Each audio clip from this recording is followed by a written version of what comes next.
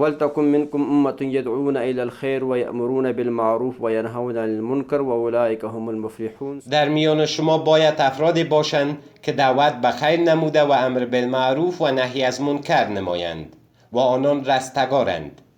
امر بالمعروف نهی عن المنکر یکی از مهمترین اصول در دین اسلام گفته می شود.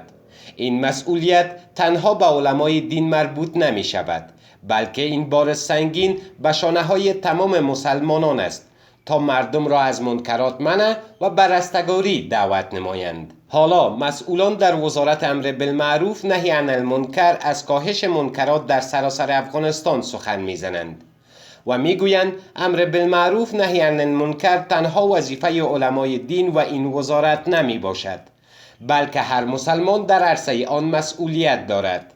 دا یوازې کار د علماء کرامو نه دی، دا د هر مسلمان کار دی.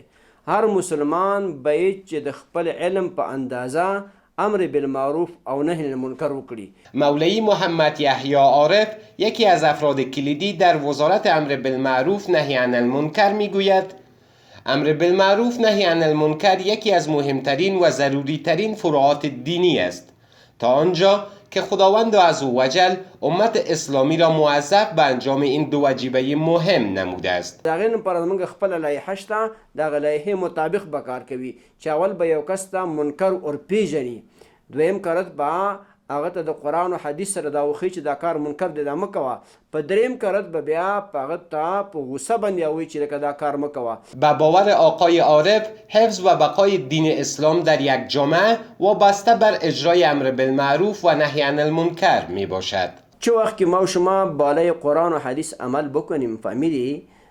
باز خداوند کریم بالای ما و شما برکات و فضیلت باز طرف بالا خداوند کریم بالای مسلمانا فضل میکنه، بسیار برکتها به وطن میآید. با این حال محتسبینی که هر روز به خاطر منع منکرات در جامعه گلو پاره میکنند خواهان همکاری بیشتر مردم در منع منکرات با آنان شدند. نو موږ سره چې خلک همکاري وکړي ډیر مفید واقع کیږي.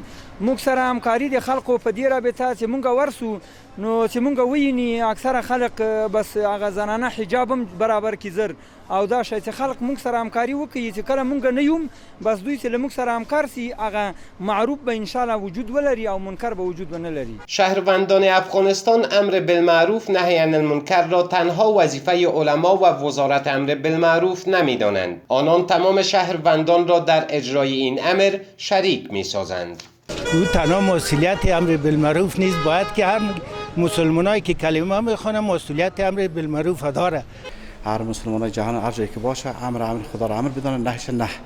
این نمیشه که برای سر هر شهروند یک دانه امر معروف حساب شه که حجاب رعایت کنه یا قانون اسلامی را رعایت کنه. در گذشته ها از به اجرا گذاشتن امر بالمعروف نهی عن المنکر در میان مردم خبری نبود، اما با روی کار آمدن امارت اسلامی و تأسیس وزارت امر بالمعروف نهی عن المنکر و با عملی نمودن برنامه‌های منع منکرات دیده می شود که خود مردم این مسئولیت را درک نموده و با محتسبین وزارت امر بالمعروف نهی عن المنکر در کاهش منکرات همکارند.